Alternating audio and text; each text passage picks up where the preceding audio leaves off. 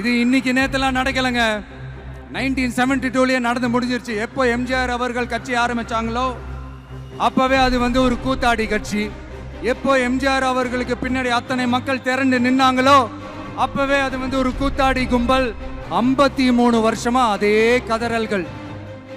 கூத்தாடி கூத்தாடி கூட்டம்,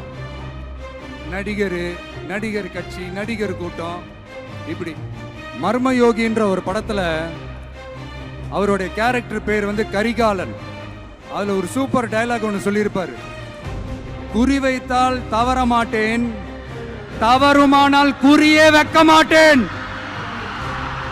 இதெல்லாம் யாருக்கு சொல்றோம், எதுக்கு சொல்றோம்னு புரிய வேண்டியவங்களுக்கு புரிஞ்சா நல்லா இருக்கும். ஏண்டா இந்த விஜய தொட்டோம், ஏண்டா விஜய் கூட இருக்கிற அந்த மக்களை தொட்டோம் நினைச்சு நினைச்சு நினைச்சு ஃபீல் பண்ண போறீங்க.